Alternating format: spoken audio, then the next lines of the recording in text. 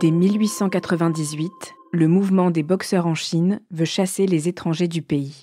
L'impératrice Cixi, qui a pris le pouvoir par un coup d'État, en profite pour renforcer son autorité. 8 nations, dont la France et le Royaume-Uni, s'unissent pour protéger leurs intérêts et remportent la victoire. L'Empire chinois est humilié et passe sous influence étrangère. Cette défaite marque la fin du conservatisme et l'ouverture de la Chine au monde, poussant sa jeunesse à se tourner vers l'Occident. Le père de Liliane fait partie des jeunes Chinois envoyés en Occident suite au bouleversement de la révolte des boxeurs. Il arrive en Belgique au début du XXe siècle pour y faire ses études. Il y débute sa vie d'adulte, rencontre sa femme, fait 3 enfants, avant de rentrer en Chine en 1933. Commence alors pour Liliane une vie déchirée entre la Chine et la Belgique, au gré des guerres, des conflits et des voyages entre ces terres qui ne seront jamais réellement chez elle. Vous écoutez Transfert. Ce témoignage a été recueilli par Laura Taouchanoff.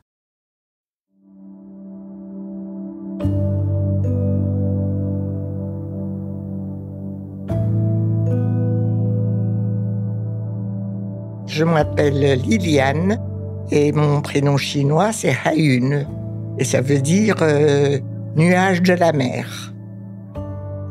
Mon père est chinois de la province du Hunan, la province de Mao.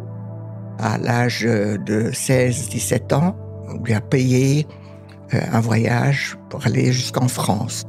Il avait une bourse pour faire son voyage. Et à un moment donné, on lui a dit qu'il y avait un prêtre en Belgique qui s'appelait le Père Leb. Il aidait beaucoup les Chinois. Alors après, il est allé faire des études à Louvain. Louvain qui était une université très connue en Chine. Il a fait ses études d'ingénieur qui a duré 7 ans. Il louait une chambre dans la maison des parents de ma mère. Ma mère est belge, n'étudiait pas, elle restait à la maison pour aider sa mère. Et c'est comme ça qu'ils se sont rencontrés. À un moment donné, ils se sont aimés et puis mariés, voilà. Ils ont eu alors 3 enfants. Mon père est parti en premier pour aller trouver une maison après la naissance de mon second frère, parce qu'il voulait revoir son pays. Mon père est parti en 31 en Chine. Ma mère l'a rejoint en 32, croyant qu'elle allait revenir après 1 an. L'aînée Denise est restée en Belgique près de sa grand-mère et ma mère, elle arrive à Shanghai. Mon père l'accueille et je suis née en 33. Je suis l'enfant des retrouvailles, voilà. J'habite une maison louée au chemin de fer où mon père travaillait, à une centaine de kilomètres de Pékin. Il y avait une terrasse, une piscine, des annexes pour les domestiques. Pour soulager ma mère, j'avais 2 nounous qui s'occupaient de moi. Elle se promenait avec moi, elle m'apprenait le chinois. C'est comme ça que j'ai appris le bon chinois, parce qu'en Chine, il y a beaucoup de dialectes. C'est du chinois de Pékin, mais qui est très proche du bon chinois. Avec ma mère, à la maison, on parle français. Entre frères et sœurs, on parle chinois. Et avec les domestiques, bien sûr, on parle chinois aussi. Là où nous étions, c'était assez calme. Mais en réalité, le Japon avait déjà commencé à envahir la Chine par la Mongolie, la Corée, en 31. Nous étions plus bas. Les Japonais, eux, ils descendaient tout doucement vers le sud. On est partis aussi. Ce sont mes parents qui ont décidé de partir. Ils ont pris un camion. Mon père travaille là et il y a des camions à sa disposition. On a mis sur les camions toutes nos malles, les valises et tout. On se met entre les valises et on part pour le sud.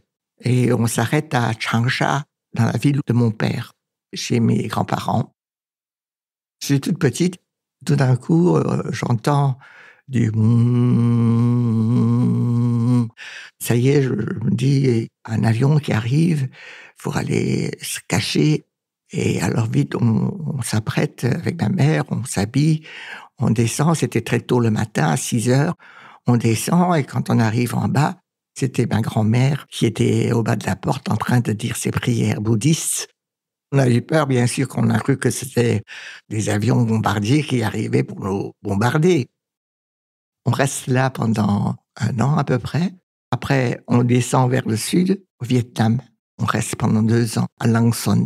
à 100 kilomètres de Hanoï, une petite ville pleine de rochers au cas où il arriverait quelque chose.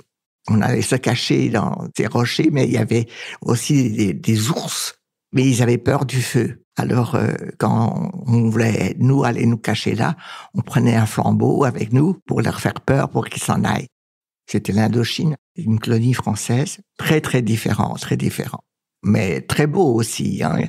On avait une maison, il y avait des orangers, puis les Japonais nous suivent, et ils arrivent au Vietnam, mais là au sud, il n'y a personne.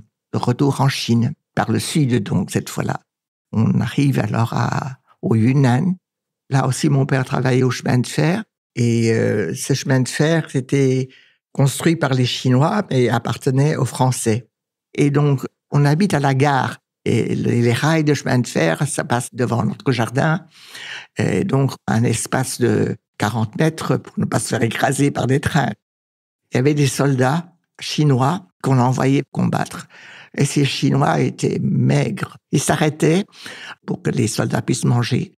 Alors les soldats descendaient, ils mettaient une grosse marmite au milieu de la pelouse qu'il y avait là devant, à côté du train. Les soldats venaient avec un bol et commençaient à se battre pour avoir le premier un bol de riz, du riz tout seul avec un peu de piment dedans, sans viande, sans légumes, sans rien du tout. Et ils étaient maigres. Il y avait des soldats qui mouraient. Et moi, j'avais une trouille bête. Alors, j'avais un chat à la maison et moi, quand je devais traverser à la salle de bain, j'avais tellement peur, je prenais mon chat avec moi pour me consoler, pour le pas être toute seule.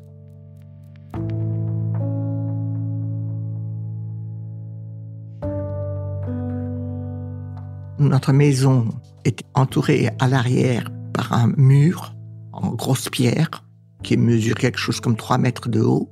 Et au-dessus de ce mur, il y a des morceaux de verre pour que les gens ne puissent pas franchir. Et mes 2 frères, ils vont à l'école, au collège, qui se trouve à 4 kilomètres environ de la maison. Ils vont le matin, ils rentrent à midi pour manger, et puis ils retournent l'après-midi et reviennent le soir. Tandis que moi, je suis trop petite, j'ai un professeur à la maison. Et puis après quelque temps, on construit une école primaire. Je vais dans cette école. Je suis trop grande pour rentrer en première année, donc je rentre directement en 3e année. Je trouve des amis tous les matins. Les élèves sont rangés par classe. Et moi, je me mets tout à fait devant sur un coin. 2 élèves sont sur l'estrade en tenant les ficelles du drapeau. Toutes les écoles, c'était le matin, c'était la montée au drapeau. Il n'y avait pas de question de religion, ça, c'était la nation. On monte le drapeau tout doucement, on rentre en classe. Et le soir également, il y a la descente du drapeau. J'étais une assez bonne élève et les gens me respectaient, il n'y avait pas d'histoire. De ma fenêtre, de ma chambre en haut, je pouvais voir la petite ville. Un jour, il y a un militaire qui passe, qui engueule un fumeur d'opium, et il était faible. Quand ils n'ont pas leur pipe, ils sont mous, ils n'ont pas de force.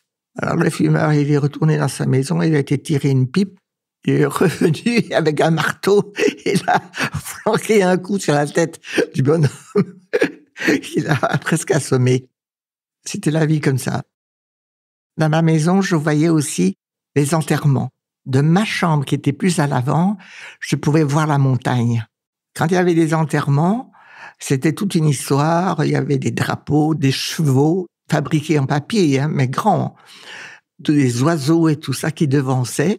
Et alors, le cercueil arrivait et ils allaient amener le cercueil jusqu'à la montagne qu'il y avait derrière. Ils creusaient un petit peu, quelque chose comme 20 cm de profondeur. Ils déposaient le cercueil et on mettait de la terre au-dessus. Ça faisait des petites monticules. On avait la trouille quand il y avait un bombardement ou des avions japonais qui allaient arriver. Il y avait 3 signals. D'abord, une locomotive qui faisait tut, tut, tut, qui sonnait. Puis après, quand ils étaient plus près, c'était tut, tut, tut, tut, tut, tut, tut. Et quand ils étaient presque au-dessus de la tête, alors ils prenaient un rail de chemin de fer et ils tapaient dessus, ding dong, tapaient pour dire que les avions sont là. Et un jour, il y avait un général chinois qui était venu et il avait son wagon au milieu de la gare. Heureusement, il n'était pas dedans parce que les Japonais sont arrivés, ils ont lancé une bombe sur ce wagon qui était en 1000 morceaux. Quand on a entendu ça, ma mère et les garçons, on est allés se cacher dans la montagne pour attendre la fin du bombardement. Mon père, qui travaillait au dépôt, avait son atelier aussi pas loin. Les vitres ont éclaté. Puis alors, c'est après qu'on a retrouvé notre père. Il est sorti de son atelier avec sa blouse blanche ensanglantée. Sa tête, qui était chauve, sa tête était remplie de morceaux de verre. On avait peur. Mais enfin, de l'autre côté, j'avais mes amis, j'avais l'école. Mais à un moment donné, les Américains avaient des bateaux qui étaient placés à Pearl Harbor. Ça dérangeait les Japonais parce qu'ils avaient peur qu'ils allaient intervenir. Et les Japonais ont été bombardés ces bateaux. Ce qui a déclenché l'intervention de l'Amérique contre les Japonais. Donc, on avait les Anglais. De notre côté, les Français, enfin, tous les Occidentaux, sauf l'Allemagne, bien sûr, qui était avec le Japon. Et là-dessus, les Américains, furieux, ils ont envoyé la bombe atomique à Hiroshima et Nagasaki. Ils en ont envoyé 2. Et là, on a vu des photos de ce bombardement. C'était une ruine partout. Il y avait plus rien. Tout était par terre. Il y avait des morts, des maisons brûlées. C'était noir. Alors après cela, donc la guerre était terminée. Moi, j'avais alors 12 ou 13 ans. Les Français qui étaient là sont précipités pour partir les premiers. Nous, on a suivi également. Mon père maintenant se compare. Moi, je suis triste. J'annonce ça à ma copine. Le soir, avant de quitter, je chante toute la soirée avec une amie devant la maison. L'année scolaire n'était pas terminée. En partant, tous les enfants de l'école étaient agrippés à la grille pour me faire bye-bye. Et moi, j'étais dans le wagon. Je me suis mise à pleurer même parce que ça me faisait mal de quitter tous ces amis. Et puis en plus, j'allais arriver en Belgique que je ne connaissais pas. Je ne savais pas très bien dans quoi on allait arriver.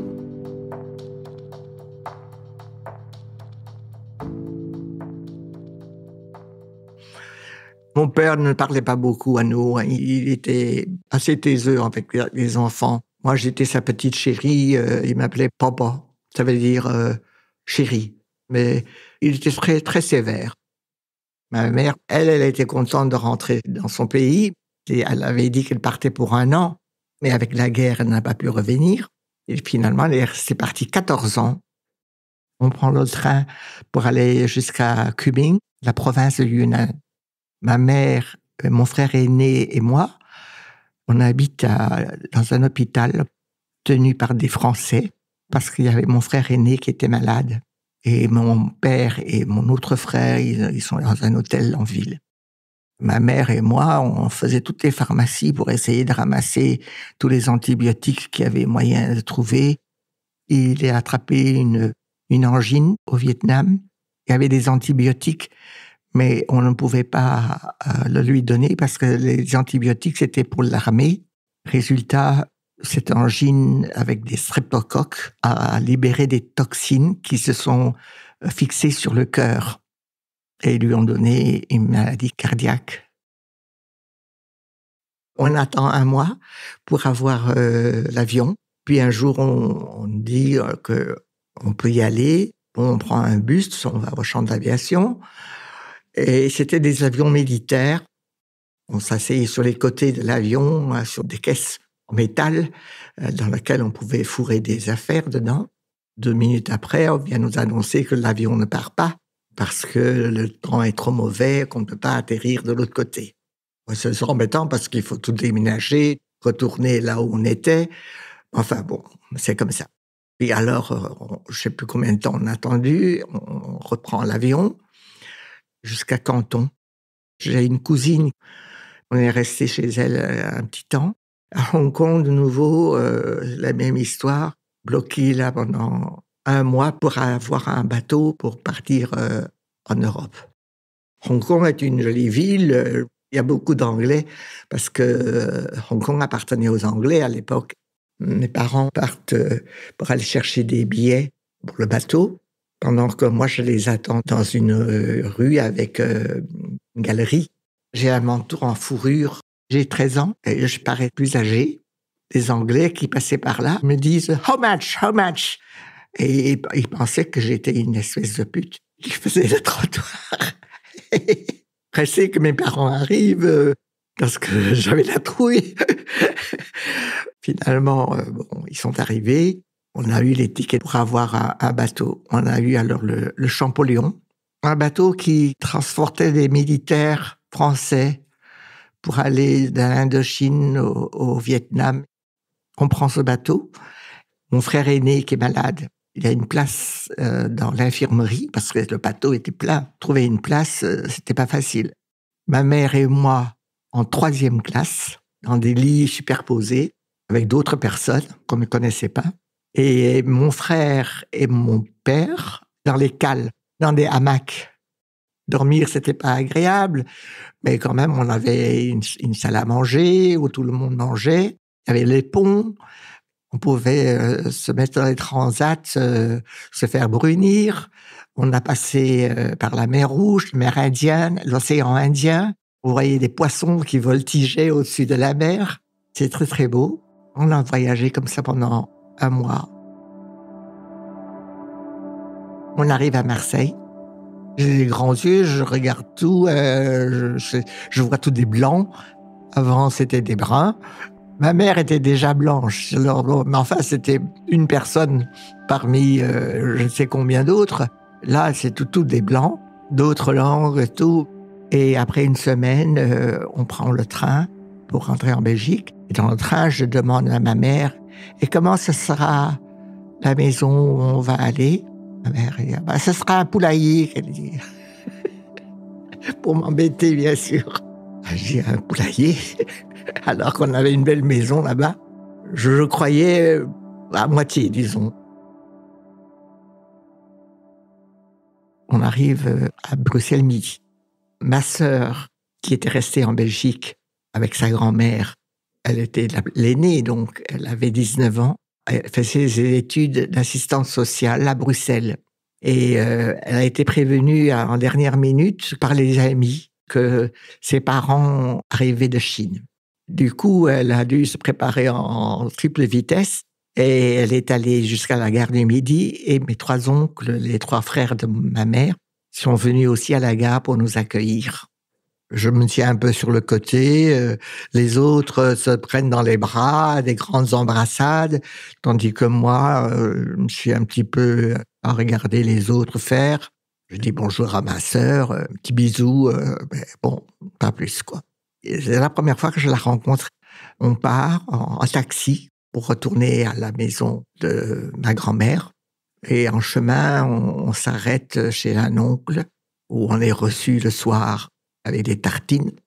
Un petit peu choqué. En Chine, le matin, on mange du riz liquide avec des saucissons, une sorte de trucs salés. Le midi, on a un repas aussi avec du riz, un potage et 4 plats. Et le soir, la même chose. Donc, après 14 ans, on nous reçoit avec des tartines. Alors, c'est pas très convivial. De là, on a continué. On est arrivé alors où habite ma grand-mère, qui était morte entre-temps. Cette grand-mère, moi, je l'ai jamais rencontrée. Ni les oncles et tout ça, puisque moi, je suis né en Chine, je ne connais personne de toute cette famille. Je regrette surtout mes amis de Chine, mais j'étais avec ma famille, c'était le principal. On est dans une maison où il y avait 3 chambres. Moi, je dormais avec ma sœur, que je ne connais pas. J'ai gardé mes pieds tout près de moi parce que j'avais peur d'aller la toucher. J'étais timide, c'est pas évident. Ma sœur était habituée à être le chef. Ça me plaisait pas beaucoup, mais enfin bon, c'était sa maison, il fallait l'accepter. Et on a habité donc dans cette maison avec mon oncle, jusqu'à un moment donné, mon oncle célibataire s'est marié. Ils ont eu un enfant, donc ça devenait 2 familles dans une même maison. On était un peu à l'étroit. Il fallait gagner sa vie aussi. En Chine, mon père travaillait, il avait son salaire, mais arrivé en Belgique, pas de travail. 50 ans et un Chinois en plus. Pour trouver un travail, c'est pas facile. Et là, ils ont pris une épicerie. Ils ont essayé de gagner leur vie dans le magasin. Mes 2 frères, ils sont pensionnaires dans un collège, tandis que moi, j'étais en pensionnat français en pays flamand. Mes parents ne connaissaient rien de la Belgique, des lois ou quoi, ou même des écoles. Et comme ma sœur avait été dans ce pensionnat et qu'elle s'est sentie bien là, mes parents me mettent dans ce pensionnat-là également. On a chacun une petite chambrette avec un lit, un lavabo, une petite table de nuit, comme porte un rideau. Pas beaucoup d'intimité. Et le soir et le matin, on devait dire sa prière, c'était catholique, se mettre à genoux dans la chambrette avec la pointe des pieds qui devait dépasser les rideaux dehors pour que la bonne sœur voie qu'on est bien à genoux. Et le matin, c'est la même histoire. Je suivais en Chine. J'allais quand même à la messe déjà. Les Français qui étaient là à la Noël, ils allaient tous à la chapelle pour dire la messe de minuit. Ma mère, donc elle jouait de l'harmonium, mais tout le monde chantait. Ça, c'était en Chine, ça. Je reste dans ce pensionnat 4 ans. Mes parents déménagent à Bruxelles. Le magasin est en bas et nous en haut dans l'appartement. Je quitte le pensionnat, je vais habiter avec eux à Bruxelles. J'étais contente parce que j'aimais pas le pensionnat. Le week-end, ils rentraient tous à la maison. Les parents venaient les chercher. Ils avaient une voiture, ils venaient les chercher. Moi, j'avais une amie qui habitait dans le village et qui m'amenait parfois avec elle chez ses parents. Mais enfin, c'était pas toujours. Et souvent, j'étais seule. C'était pas très drôle pour moi. Finalement, quand je peux quitter le pensionnat et que je peux aller à la maison et aller à Bruxelles, j'étais bien contente, bien sûr. Et je rentre dans une école française à Bruxelles. Et arrivé en avant-dernière année, mon prof me dit « Liliane, tu vas faire la dernière année de lycée, mais tu sais que tu n'auras pas ton diplôme. » Ah, je dis « Pourquoi ?» Ah, parce que tu as fait tes études au pensionnat dans un pays flamand. Et en Belgique, il y a une loi qu'il faut faire ses études en français en pays francophone, en Wallonie ou à Bruxelles. Donc, tu n'auras pas ton diplôme homologué. Depuis toute petite, je voulais devenir médecin. C'est peut-être le fait de voir mon frère toujours malade qui a fait que j'avais envie d'être médecin. Parce que quand il était malade, j'étais sa petite sœur, il m'aimait bien, je l'aimais bien. J'allais toujours près de lui faire des câlins parce qu'il était malade. Mais pour devenir médecin, il fallait avoir le diplôme homologué d'humanité. Les humanités, c'est l'équivalent du collège et du lycée en France. Ou bien alors, je devais passer le jury central. C'est un examen de l'État qui est très dur pour tout le monde, qui n'a pas son diplôme homologué de l'école. J'avais peur de passer cet examen parce que j'étais forte en maths, mais le français, c'était pas mon fort. Le latin, je le connaissais un petit peu par mes livres de prière, parce qu'il y avait toujours une partie en français et une partie en latin. Alors là, je connaissais un petit peu, mais sinon, je connaissais rien du tout. Dans ce cas-là, si je n'aurais pas mon diplôme homologué, je ne pourrais pas faire la médecine alors. C'était dur. J'ai choisi de faire laborantine, qui demandait quand même un examen d'entrée. J'ai réussi l'examen et alors j'ai pu faire mes études de laborantine à Louvain. En plus de ça, mon père est toujours pressé de retourner en Chine. Ça dure 2 ans et demi. Finalement, on n'est pas retourné, on reste là. Quand j'ai terminé, je travaillais à l'hôpital Saint-Pierre à Louvain. Ça consiste à faire les analyses des malades. On fait des prises de sang et puis on les ramène au labo, on analyse pour voir, on regarde avec le microscope, on emploie la chimie aussi. Ça me plaît, je suis seule dans le labo, mon propre chef, et j'habite dans une pédagogie qu'ils appellent. C'est une maison où habitent toutes des filles, et chacun a sa chambre. On doit payer, bien sûr. On a un restaurant, une salle commune où on mange ensemble. Puis on peut rigoler, s'amuser ensemble et tout. Il y avait des soirées, il y avait des thés dansants. Et alors là, j'allais danser. Je rencontre là 2 copains, tous les 2 médecins, apparemment un peu amoureux de moi, parce qu'ils sont venus chez moi. Ils sont venus me trouver. Entre les 2, il fallait choisir. Ça, c'était un petit peu difficile, mais bon, enfin bon. J'ai choisi celui que je préférais. L'autre, il avait son nez un peu tordu. Celui que je prends pas, il prend ma sœur. Et puis après 5 ans, j'en ai marre parce que quand j'ai commencé à le fréquenter, il était en 2e année de médecine. Et la médecine, c'est 7 ans. Il voulait faire encore en plus l'anesthésiologie qui était 3 ans en plus. J'avais 19 ans. Alors, moi, je n'allais pas attendre pour me marier. Je l'ai envoyé promener et j'en ai choisi un autre qui est mon chef de labo. Il est grand, il est un beau garçon, mais pas très causant, pas très affectueux non plus.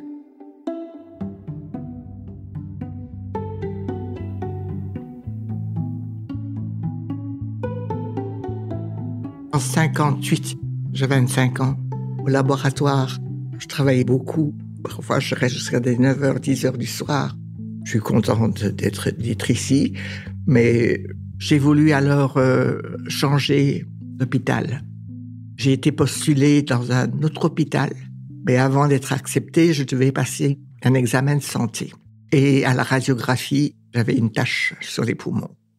Alors, ils sont venus sonner à ma porte en me disant « Madame, je suis désolée, tuberculose ». Alors, au début, je reste chez moi à la maison, chez mes parents, dans un appartement en ville. Très vite, on m'a dit « Il faut pas rester là, il faut aller dans un sanatorium ». Un sanatorium, c'est un endroit, une espèce d'hôpital, si on peut dire, où tous les tuberculeux sont rassemblés et tout le personnel qui s'occupe de vous. Moi, j'étais dans une chambre à 2 lits avec une autre tuberculeuse, ce qui était plus agréable parce qu'elle restait toute seule dans une chambre toute la journée. Mais j'avais donc une amie à côté de moi. C'est en Belgique, mais presque à la frontière allemande. C'est loin. Tous les dimanches, mon second frère, qui avait une voiture, emmenait mes parents pour venir me voir là-bas. Mon partenaire, qui ne vient pas me rendre visite, pas de nouvelles de lui, probablement parce qu'il avait peur d'attraper la maladie. Il me l'a pas dit, mais je l'ai bien compris. Par contre, j'avais un autre copain qui, lui, venait me voir et qui me sollicitait. Mon copain, celui que j'aimais, ne venait pas. L'autre insistait tellement, j'ai fini presque par lâcher. Et le jour que j'ai lâché, je me suis mise à pleurer. Quand je sors du Sana, après 11 mois et 2 jours, quand je suis guérie, monsieur, mon conjoint, s'amène à moto pour venir m'accueillir. Mes parents étaient venus me chercher en voiture. Il m'a vu pas longtemps, 2 secondes. Je suis partie avec la voiture et les parents. On s'est mariés après. C'est avec lui que j'ai fondé une famille. Je voulais avoir 12 enfants. Ça rigole, ça s'amuse, ça piaille, mais ça donne beaucoup de travail. Finalement, j'en ai eu 3. C'était déjà assez. Je leur raconte ce que je faisais là-bas en Chine, comment on vivait là-bas, où j'habitais, dans l'école où j'allais, le chinois que j'apprenais. Leur apprendre un peu de chinois, mais ça n'a pas duré longtemps. J'avais autre chose à faire et puis c'était trop difficile. Et je mets des chansons, mais surtout des chansons militaires parce qu'elles sont très stimulantes et tout ça. Alors, et je chante avec et c'est à pleine voix. Maman est contente, on est heureux, donc les enfants sont contents aussi. Finalement, j'en ai eu un peu marre du père de mes enfants. Quand il rentre à la maison, c'est parfois la dispute, que finalement, il ne rentrait plus. Et je finissais par me demander s'il avait une autre femme ou quoi. Puis après, j'ai appris qu'il allait louer une chambre à l'hôtel et il allait dormir à l'hôtel. Il rentrait à la maison à 3h du matin. Il n'avait personne. 3 enfants. Pour moi, c'était assez... Parce qu'en plus de ça, je sentais que mon ménage n'allait pas bien. Il fallait pas aller plus loin parce que je risquais de me retrouver seule avec. Et c'est ce qui finalement est arrivé. On est restés 15 ans ensemble. Quand quelqu'un est malade, si vous l'aimez, au lieu de l'abandonner, vous venez plus près d'elle encore pour la soutenir. Et là, il m'a laissé là seul presque 1 an, sans venir me voir. Quand on s'est quittés, il n'avait personne non plus. Il est retourné chez sa mère. Et moi, je suis restée seule. Mon mari étant parti, je travaillais. Enfin bon, c'est quand même bien que j'avais quand même une pension de mon mari. Mais j'aurais bien aimé pouvoir y retourner, surtout là où j'ai vécu, de retrouver la Chine, oui. Tout m'intéresse, tout ce qui est sur la Chine, j'écoute. Quand c'est à la télévision, je fais marche arrière pour revoir une 2e fois. C'est ma priorité, disons. C'est ça qui m'intéresse. Là où on habitait, c'était le printemps éternel, hein. Il faisait toujours beau, 33 degrés. Il y avait des marchands de bonbons qui passaient en criant, en se tapant sur leur sonnette. C'est autre chose que la vie ici, quoi. En 97, j'avais quel âge? 64 ans. Il faisait des publicités en Chine avec un groupe de voyage. Et j'ai lu la publicité. Y aller toute seule, ça, je n'aurais pas voulu y aller. Mais là, j'ai trouvé une occasion d'aller avec un groupe de retour en Chine. Quand j'arrive à Pékin, quand je descends de l'avion, j'embrasse le sol.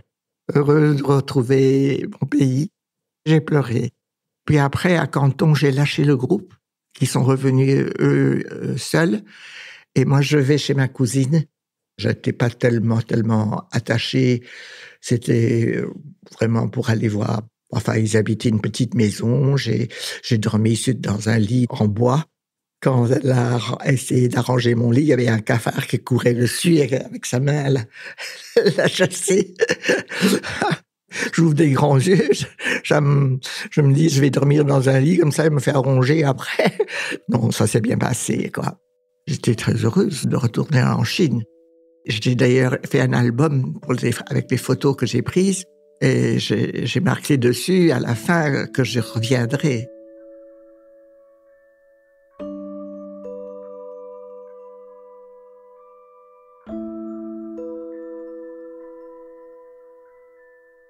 Je suis dans ma 92e année. Malgré mon âge, 92 ans bientôt, mais j'y pense toujours. Maintenant, je parle parfois chinois encore avec mon frère, quand on a besoin de dire quelque chose que les autres ne doivent pas comprendre.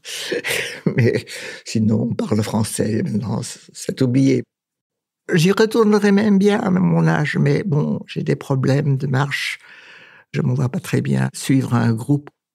La Chine, maintenant, s'est modernisée et ça a beaucoup changé. Ce n'est plus comme au temps où moi j'y étais. Mais j'aurais bien aimé amener mes enfants pour aller une fois en Chine. Ça, j'aurais bien aimé. Mon frère, lui, il est retourné, mais malheureusement pas moi. Mais enfin, voilà, je crois que maintenant, c'est trop tard. Avec les enfants, je n'en parle plus beaucoup maintenant. Je ne me souviens pas que j'en ai parlé beaucoup avec mes petits-enfants, mais c'est probable, parce que c'est quelque chose qui me reste, qui me tient à cœur et qui est ancré en moi. Pourtant, j'ai vécu beaucoup plus longtemps ici en Belgique, puisque je suis revenu en 46 et nous sommes déjà en 25, tandis qu'en Chine, j'ai vécu 13 ans là-bas.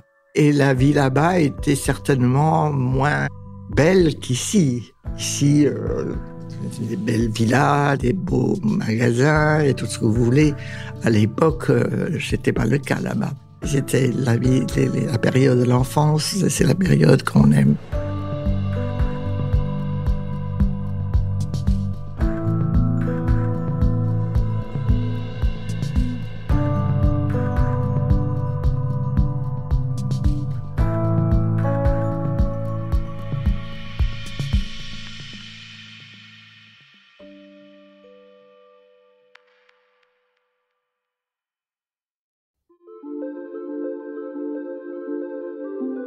Vous venez d'écouter Transfert.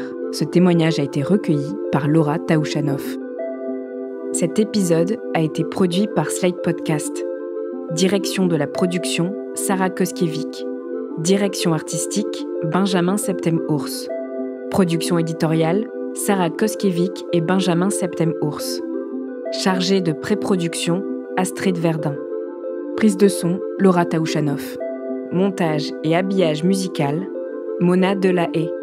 L'introduction a été écrite par Sarah Koskiewicz et Benjamin Septem-Ours. Elle est lue par Aurélie Rodriguez. Retrouvez Transfert tous les jeudis sur slate.fr et sur votre application d'écoute préférée. Découvrez aussi Transfert Club, l'offre premium de Transfert. 3 fois par mois, Transfert Club donne accès à du contenu exclusif, des histoires inédites et les coulisses de vos épisodes préférés. Pour vous abonner, rendez-vous sur slate.fr/transfertclub. Pour proposer une histoire, vous pouvez nous envoyer un mail à l'adresse transfert@slate.fr.